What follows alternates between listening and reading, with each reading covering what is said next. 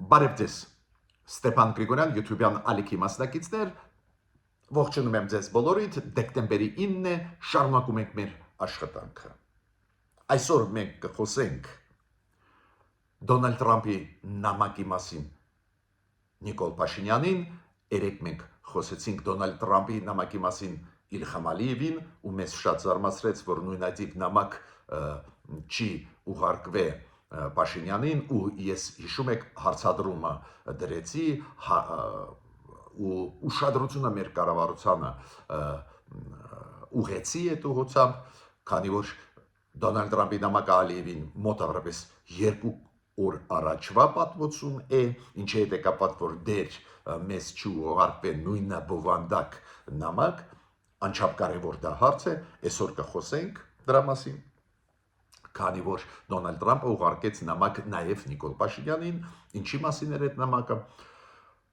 կխոսենք անպայման ալեկոծվող աշխարհի մասին, դժբախտաբար Թայլանդի եւ Կամբոջայի միջև վերսկսվեցին ռազմական գործողությունները, դժբախտաբար չփրկեց նույնիսկ Թրամփի ծրագիրը, պլանը, Թուրքիան մցրեց զորքերը Սիրիայը, ինչ է դա նշանակում, կխոսենք անպայման այն զարգացումների մասին, որոնք գնում են 3 գումարած 3 ձևաչափի շուրջ, ես պետք է ասեմ, որ եւ արտգործնախարարը Ադրբեջանի Ջեյխուն Բայրամովը դրա մասին խոսեց, որտեղ է անցնելու հերթական նիստը 3 գումարած 3 ռեգիոնալ տարածաշրջանային այս ձևաչափով Հայաստանի արտգործնախարարությունը արագ արձագանքեց, դա նաև անչափ կարևոր է, հենց նախկինում մենք շատ դանդաղաշարժ էինք, հիմա ես տեսնում եմ ու վաղուց է գովում եմ կառավարությունը, հենց դրա պատճառով, որ դիվանագիտական ոլորտում քաղաքական ոլորտներում մենք դարձանք շատ ու շատ ավելի արագաշարժ, շատ ու շատ ավելի արձագանքները adekvat են, դրա մասին էլ մենք պետք է խոսենք այսօր։ Ուրեմն, միջև անցնելը մեր այսօրվա դեկտեմբերի 9-ի զրույցի, ես պետք է խնդրեմ ձեզ բաժանորդագրվել, կիսվել, լայքել, անչափ կարևոր է դա, որ մեր YouTube-յան ալիքը զարգանա, պետք է ասեմ, որ պարբերաբար մեր YouTube-յան ալիքները ճանաչված Հայաստանի փորձագետներից մեր YouTube-յան ալիքները ենթարկվում են կիբեր հարցակումներին, դա ինչով է արտահայտվում, դանդաղեցվում է տարածումը մեր նյութերի, մենք դա տեսնում ենք, YouTube-ը մեզ դա ցույց է տալիս, ինքը YouTube-ը պաշտպանում է մեզ, բայց այս հարցակումները արհեստական բնույթ էր կրում դրսից, տարբեր երկրներից, մոտավորապես դուք հասկանում եք, որ երկու երկրների մասին է խոսքը, ինչու, որ օբյեկտիվ ինֆորմացիան չտարածվի հայության դեմ։ Մեր ձեզ այդ զերծությունները շատ կորեկտ են, շատ կառուցողական, միտված դեպի խաղացում, միտված դեպի երկխոսություն հարևանների հետ, աշխարհի հետ, ու պարզ է դա դուր չի գալիս առանձին խաղացողներին եւ մեր տարածաշրջանի եւ տարածաշրջանի շուրջ։ Ուրեմն ձեզանից է կախված ինչքան ակտիվ կտարածվեն մեր նյութերը։ Հաղթարել այս ձևի քայլեր, այս ձևի հիբրիդային քայլերի դիմադրել, պատասխանել պետք է շատ հասարակ, ակտիվությամբ, բաժանորդագրվել, կիսվել, լայքել մեր նյութերը։ Ուրեմն ձեր կողմից այս քայլերը պետք է արվեն, ակտիվ տարածել մեր նյութերը, բաժանորդագրվել, լայքել։ Ուրեմն, սկսում եմ Թրամփի նամակից ուղղված Նիկոլ Փաշինյանի։ Հիշում եք, երեք ես ուշադրություն դարձրեցի, որ ուղիղ 2 օր առաջ միգուցե նույնիսկ ավել ԶԼՄ-ներում Ադրբեջանի հայտնվեց ինֆորմացիան, որ Դոնալդ Թրամփը ուղեց նամակ Իլհամ Ալիևին։ Հենց դրա հետ կապված, որ Իլհամ Ալիևը եւ Նիկոլ Փաշինյանը առաջարկեցին իրեն իր տեխնացությունը Նոբելյան խաղաղության մրցանակի համար։ Զարմացած էի, որ առանձին Նիկոլ Փաշինյանին նամակ չուղարկվեց, դրա ուշադրությունը դարձրեցի մեր կառավարության վրա, դրա այդ փաստին, քանի որ մենք պետք է անընդհատ մեր պատիվը պահենք, անընդհատ հիշեցնենք, որ մենք ստեղ կանք, մենք հավասար սուբյեկտ ենք մեր տարածաշրջանում, ու բարեբախտաբար պարզվեց, որ Դոնալդ Տրամպը նաև ուղարկեց շնորհակալական նամակ Նիկոլ Փաշինյանին, երկրորդ կեսին դրա մասին օրվա երկրորդ կեսին դրա մասին իմացանք, ու գլխավոր միտքը որն է, որ Դոնալդ Տրամպը շնորհակալ է վարչապետ Նիկոլ Փաշինյանին եւ նախագահ Իլհամ Ալիևին, որ իրանք համատեղ նամակ հղեցին Նոբելյան կոմիտեին, որով առաջադրում էին իր տեխնացությունը Նոբելյան խաղաղության մրցանակի համար։ Ու ինքը ասեց, որ ես խորապես գնահատում եմ դա, ինչը մեզ ոգեշնչում է, շարունակում մեր կարևոր առաքելությունը։ Նամակները սիմետրիկ են, նույնաբովանդակ, նույն տեքստեր են, բայց նամակը մեկը ուղարկվեց Իլհամ Ալիևին 2 օր առաջ, Նիկոլ Փաշինյանի նամակը գոնե մերոնց կողմից հրապարակվեց 3, միգուցե նույն ժամանակ ուղարկված էր, բայց մերոնք 3 հրապարակեցին։ Մենք ուշադրությունը դարձրեցինք նրա վրա, որ անպայման պետք է ցույց տալ, որ մեզ հարգում են, ու Դոնալդ Տրամպը ոչ թե մեզ ուղարկում է շնորհակալություն Ալիևի միջոցով, այլ Ալիևին առանձին, մեզ առանձին։ Գիտեք, դիվանագիտությունը շատ նուրբ բան է։ Պետք է հետևես, պետք է ուշադիր լինես, եթե սիմետրիան խախտվում է, անպայման պետք է հիշեցնես խաղացողներին, որ դու կաս։ Այդ անչափ կարևոր է, ինձ հավատացեք, դիվանագիտական քաղաքական աշխատանքը ոչ պակաս է կարևոր համեմատ այլ բաների, չգիտեմ, բանակի զարգացում, բարեփոխում, կամ տնտեսության զարգացում, կամ կոմունիկացիաների կառուցում, վերակառուցում, բոլոր հարցերն են կարևոր են, բայց դիվանագիտական հարցերը անչափ զգայուն ու կարևոր են։ Պետք է ասեմ, որ Նիկոլ Փաշինյանը այսօր երեկոյան կհանդիպի Բերլինում Գերմանիայի կանցլերի Ֆրիդրիխ Մերցի հետ, Գերմանիայի վարչապետի հետ։ Կարևորագույն հարցեր կքննարկվենք, պարզա պետություն, որը երրորդն է, թե չորրորդն է իր տնտեսությամբ աշխարհով մեկ, պարզ է լրջագույն երկիր է, Եվրոմիության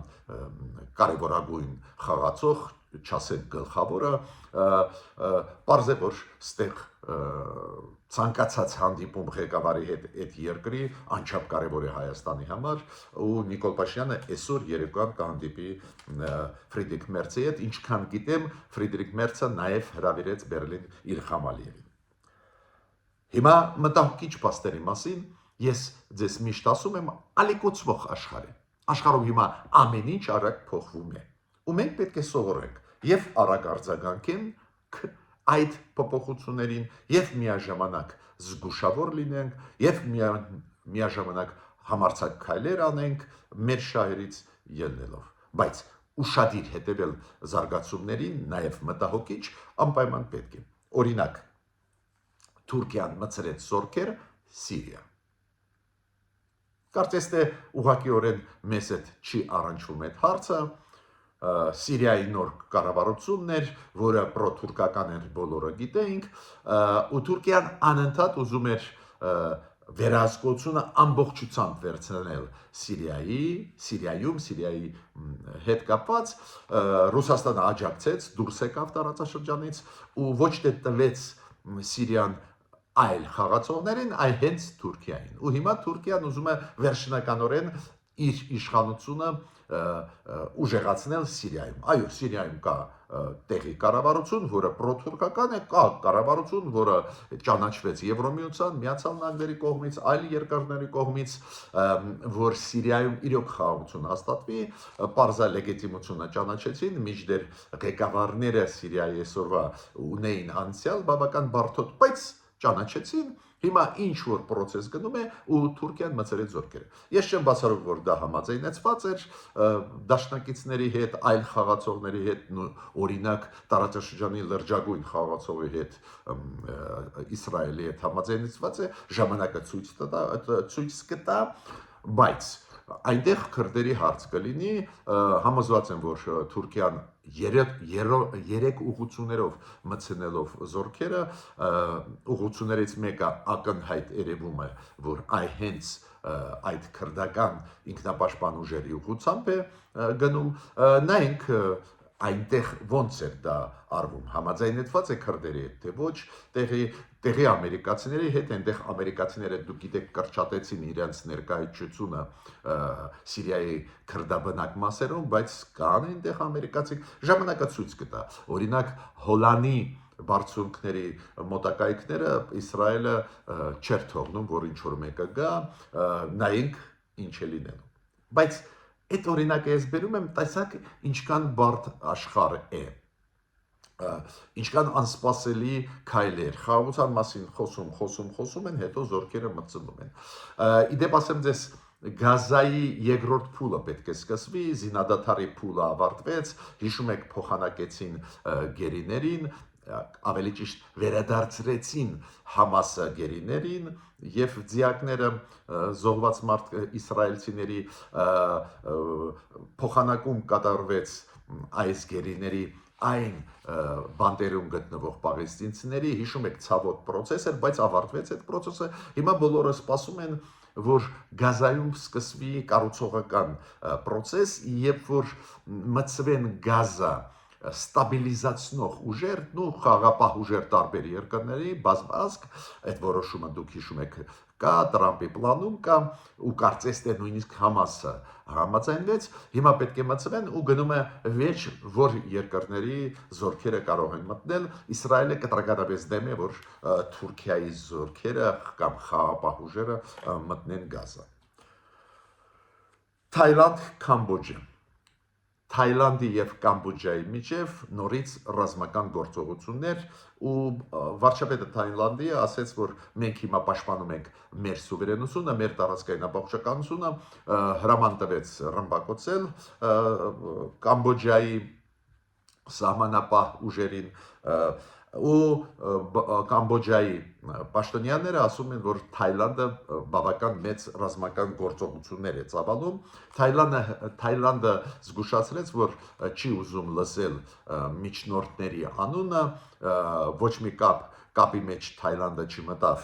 Դոնալդ Տրամպի հետ կամ չի տեղյակ պայել Դոնալդ Տրամպին, ինչու չի տեղյակ պայել հենց Դոնալդ Տրամպին, քանի որ հիշում եք հոկտեմբերի 26-ին այս տարվա հոկտեմբերի 26-ին հիշում եք Դոնալդ Տրամպի մասնակցությամբ ստորագրվեց երկկողմ փաստաթուղթ Թայլանդի, Կամբոջայի եւ Միացյալ Նահանգների միջև խաղաղության համաձայնագրի տեքստը համաձայնեցվեց պատերազմի չշարունակելու, զինադադարի չխախտելու եւ այլ, բայց չաշխատեց այս նախաձեռնությունը, քանի որ Թայլանդը հիմա ռազմական գործողություն է ծավալում ու չի ուզում լսել այդ միջնորդության, որը կար Թրամփի միջոցով։ Այդ օրինակը ես նորից բերեցի, որ դուք հասկանաք ինչքան բարդ են զարգացումները աշխարհում։ Վատ է դա, քանի որ Դոնալդ Տրամպի այս նախաձեռնությունները մարել այս օջախները կոնֆլիկտային, այդ քաղաքականությունը պարզ է պետք է ստանա աջակցություն ամբողջ աշխարհով, մենք քանի որ ինչքան քիչ պատերազմներ այդ կամ լավ, բայց մենք տեսանք այս խաղաղությունը չաշխատեց երկար։ Կամբոջայի եւ Թայլանդի միջև։ Միացյալ Նահանգները շատ կարևոր փաստաթուղթ ընդունեցին, դա թարմացված ազգային անվտանգության ռազմավարությունն է, թարմացված փաստաթուղթ ու այնտեղ կետեր կան շատ լուրջ։ Օրինակ, Ռուսաստանը դուրս բերվեց սպառնալիք պետությունների շարքից։ Ռուսաստանը Միացյալ Նահանգները հիմա չեն նայում Ռուսաստանին որպես սպառնալիք։ Ճիշտը ձեզ ասեմ, շատ զարմացած եմ այս փոփոխությանը Միացյալ Նահանգների ռազմավարության անվտանգության ռազմավարության մեջ այդ փոփոխությունները, քանի որ Ռուսաստանը շարունակում է ագրեսիվ պատերազմ Ուկրաինայի դեմ, Ռուսաստանը շարունակում է հիբրիդային պատերազմ հարևանների դեմ, այդ մեծ գաղտնիք չի, ու Միացյալ Նահանգների այսօրվա ադմինիստրացիան հանեցին Ռուսաստանը այդ սպառնալիք պետության ցանկից։ Այլ այս փաստաթղթում հիշատակվում է Ռուսաստանը որպես այն պետություն, որը երկխոսության մասնակիցը պետք է լինի կայունության հետ կապված։ То есть կայունություն պետք է հաստատել աշխարհում, ռեգիոններում, ու Ռուսաստանը ստեղ դիտվում է որպես կայունացան այդ process-ի մասնակից։ Անկեղծ ձեզ ասեմ, զարմանալի որոշում էր, բայց ադմինիստրացիան Միացյալ Նահանգների այդպես է նայում այդ հարցին։ Ես ավելին ձեզ ասեմ, այդ փաստաթղթում նաև պարզ է կա մաս վերաբերող Եվրոմիությանը, եվրոպական երկրներին, որտեղ որ ակնհայտ կան կետեր, որոնք ցույց են տալիս հակասություն Թրամփի ադմինիստրացիայի եւ եվրոպական էլիտաների։ Անտոնիո Կոշտան, նախագահ Եվրոմիության, արձագանքեց, ինքը ասեց, որ շատ ցավում եմ, որ Միացյալ Նահանգների այս անվտանգության ռազմավարության փաստաթղթում ազգային անվտանգության ռազմավարության փաստաթղթում փոփոխությունների մեջ մտան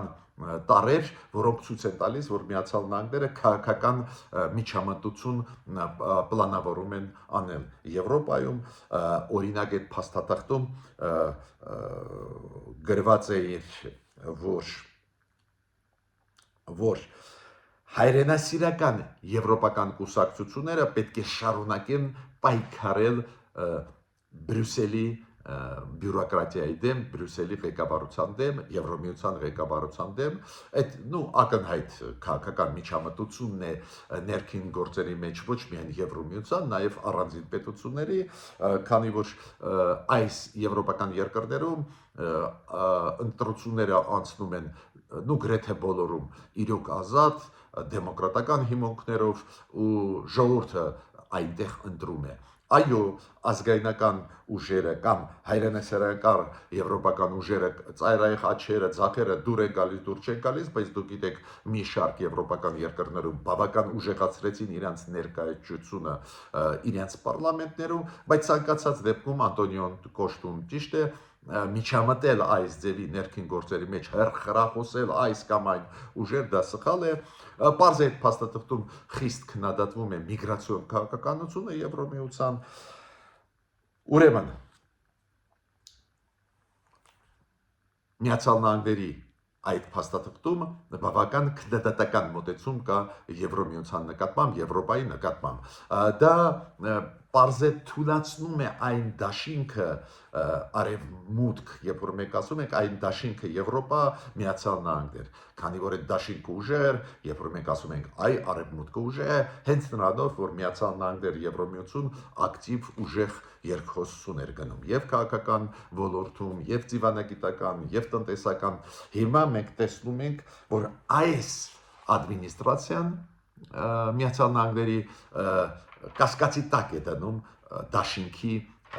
մակարդակը խորությունը։ Փաստաթղթը 33 էջանոց էր, ես այդ փաստաթղթից հիմա ուշադրությունը ձեր դարձրեցի երկու կետերի, Ռուսաստանի հետ կապված եւ Եվրոմիության։ То есть Միացյալ Նահանգների համար ես կասեի այդպես, դաշինքը, դաշնակցային հարաբերությունները Եվրոմիության հետ, եվրոպական երկրների հետ կամ մեծ արժեք չեն, ինչքան նախորդ ադմինիստրացիաների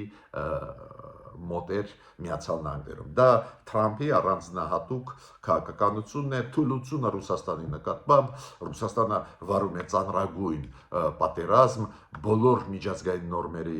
դեմ գրեթե ուղղված, ու Թրամփը համարում է, որ Ռուսաստանը սպառնալիք չի։ Հիմա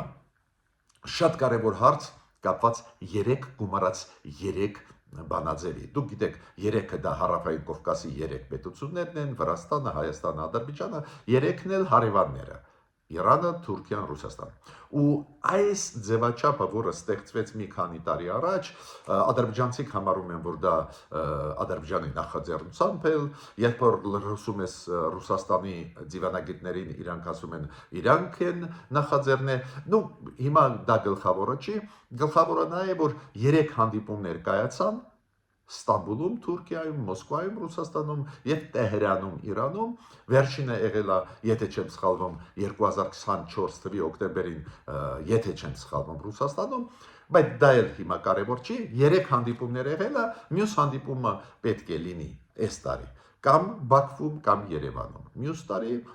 հակառակ, եթե այս տարի Բաքվում լինի, մյուս տարի Երևանում ու հակառակ։ Բայց միջև հիմա դա ֆիքսված չի ու Ceyhun Bayramova, արտգործնախարարը Ադրբեջանի, երբ որ հանդիպեց Աբբաս Արաղչիի հետ, արտգործնախարարի Իրանի արտգործնախարարի հետ, հետո հանդիպումից հետո պրես-կոնֆերանս Մամլո ասուլիսում հարց տվեցին Բայրամովին այս հենց 3 գումարած 3-ի երբ կլինի, որտեղ կլինի, Երևանում, թե Բաքվում, համաձայնեցվեց դա Հայաստանի հետ, թե ոչ, դուք գիտեք, մեր արտգործնախարարությունը վաղուց է ասել է, որ գնում է process կառուցողական Ադրբեջանի հետ որոշում եւ մյուս գործընկերների հետ որոշելու։ Բայց ինչ ասեց Ceyhun Bayramova։ Ինքը ասեց, որ մենք համարում ենք, որ հայկական կողմի մոտ չկա ոչ մի հիմք մերժել Ադրբեջանի առաջարկը, որը մենք դեռ 2024 թվին հնչեցրել ենք։ Մենք ուզում ենք անցկացնել 2025 թվի դեռ չի ավարտվել տարին, մենք ուզում ենք անցկացնել այս տարի Բաքվում կոնֆերանսը, այդ 3 գումարած 3 բանաձևի շրջանակներում։ Ինքը ասեց Ceyhun Bayramova, որ մենք առաջարկեցինք հենց 2024 թվին, օկտեմբերին Ադրբեջանում անցկացնել դա, հետո Հայաստանում։ Եվ ինքը ինչ է ասում, դեռ մենք համաձայնություն չենք ստացել ու Հայաստանը այն ժամանակ չհամաձայնվեց, բայց հիմա այլ մթնոլորտ է, այլ իրավիճակ է, մենք տարբեր հողովակներով շարունակում են աշխատել այդ հարցի շուրջ։ Կոպիտ ասած Ադրբեջանը իրոք ուզում է այս տարի անցկացնել Բաքվում 3 գումարած 3 արտգործնախարարների մակարդակով նիստը, 2024 թվին մեր կողմը չհամաձայնվեց, ինքը ասում է Ceyhun Bayramova, հիմա փոխվեց իրավիճակը։ Եվ ճիշտ է, իրոք փոխվեց իրավիճակը, մեր հարաբերություններում շատ դինամիկան դրական կա, միգուցե Հայաստանը կհամաձայնվի, ու ես ճիշտը ձեզ ասեմ, սպասում եմ ինչ է ասելու Հայաստանը, շատ ուրախ եմ, որ շատ արագ արձագանքեց մեր արտգործնախարարությունը, քանի որ Ceyhun Bayramova մի քիչ փակագծերը բացեց, ասեց, որ կա կոնտակտներ հայկական կողմի ու դիվանագիտական խողովակներով, բայց դեռ որոշում չկա հայկական կողմից, բայց Ceyhun Bayramova ասեց, որ 24 թվի համեմատ այս տարի շատ բան փոխվեց, ու Հայաստանը չունի հիմքեր չհամաձայնվել, որ այս տարի մինչև դեկտեմբերի վերջը Բաքվում անցնի այս կոնֆերանսը։ Հայաստանի արտգործնախարարությունը արձագանքեց ու ասեց, որ դեռ 2024 թվին ֆիքսվեց մեկ բան, որ մյուս հանդիպումը, որը պետք է կայանա, այդ մեր արտգործնախարարության հայտարարության միջից ես վերցրեցի, որ մյուս հանդիպումը, որը պետք է կայանա այս տարի 2025 թվին, պետք է համաձայնեցվի դիվանագիտական խողովակներով։ Եվ այդ հանդիպումը պարզ է, պետք է անցնի կամ Երևանում, կամ Բաքվում։ Ու մեր կողմը ասում է Հայաստանը, որ գնում է քննարկում, որ փոխադարձ համաձայնության որոշում կայանա։ Մերոնք չասեցին, որ անպայման կկայանա որոշում, բայց ասեցին, որ կառուցողական աշխատանք գնում է, որ փոխադարձ ընդունելի որոշում այդ հարցով կատարվի։ Հիմա դուք կարող եք ասել, իրոք Ադրբեջանի հետ process-ը, լուրջ process գնում է, բավական դրական տարեր կան, ծորենը բերեցին Ադրբեջանի տարածքով Հայաստան, Հայաստանը իր քայլերը արեց, Մինսկի խումբը փակվեց, հիմա իրոք լուրջ գնում են քննարկումներ, մի քիչ ավելի ուշ դրա մասին կասեմ, նավթ ու նավթամթերքները, որ միանվագ գան Ադրբեջանից Հայաստան, դա է խոսում, կարծես թե հարց չպետք է լինի, եթե Ադրբեջանը այս տարի ուզում է թող անցկացնեն այս տարի, Բաքվում մյուս տարի Հայաստանում կանցկացվի, հենց արտգործնախարարների նիստը, որ արտգործնախարարները Իրանի, Թուրքիայի եւ Ռուսաստանի գումարած Ադրբեջանի եւ Հայաստանի հավաքվեն, ասենք կամ Երևանում կամ Բաքվում, մյուս տարի Բաքվում, եթե հիմա Երևանում, մյուս տարի Բաքվում ու հակառակը։ Կարծես այստեղ պարզ իրավիճակ է, բայց ես չեմ բացառում, որ մերոնք ուզում են այս տարի մեզ մոտ անցկացնել։ Ու միգուցե Ադրբեջանը չի համաձայնում, ասում է մենք առաջինը առաջարկեցինք Բաքվում անենք, արի հիմա անենք Բաքվում, որ մյուս տարի Երևանում անցկացնեն։ Ես ինչի ենթադրում, որ Հայաստանը ձգձգում է, դեր որոշումը վերջնական չի տալիս համաձայնություն, պատճառը մենակ նա է, որ Հայաստանը առաջինը ուզում է անցկացնել, այլ ոչ թե Բաքվում, հիմա ուզում է Երևանում որ անցնի այս տարի մինչև տարվա վերջը արտգործնախարար նիստը։ Ինչու՞։ Պատկերացնում եք, Հայաստան կգան Ադրբեջանի եւ Թուրքիայի արտգործնախարարները։ Դա որակական փոփոխություն է իրավիճակի։ Միգուցե հենց դա է պատճառը։ Ու Թուրքիայի արտգործնախարարի գալը դա էլ շատ մեծ շարժ կտա Թուրքիայի կողմից սահմանների բացման հետ կապված։ Ես չեմ բացառում, որ այս արգումենտը կա, որ մերոնք միգուցե առաջարկում են, որ առաջի հանդիպումը հենց Երևանում այս տարի լինի, մյուս տարի Բաքվում։ Բաքվում, ես նոր ասեցի, ասում եմ մենք պատրաստ ենք Բաքվում դա անցկացնել։ Քանի որ ուզենալ անցկացնել արտգործնախարարի նիստը Երևանում տրամաբանական չի, դու գիտեք ես հիացած չեմ այս տարածաշրջանային ֆորմատի, մեր կառավարությունն է կասկած ես չունեմ հիացած չի, բայց մեր կառավարությունը այս ֆորմատը ուզում է օգտագործել բերելու համար Թուրքիայի արտգործնախարարին Հայաստան։ Դա որակական փոփոխություն կլինի տարածաշրջանային զարգացումների մեջ։ Ու մյուս շատ կարևոր նորություն կապված Վրաստանի դիրքորոշման հետ։ Ուրեմն Ադրբեջանը եւ Հայաստանը դիմեցին Վրաստանին, պարզ դարձավ դա Վրաստանի կառավարության հայտարարություններից վերջի ժամանակներս,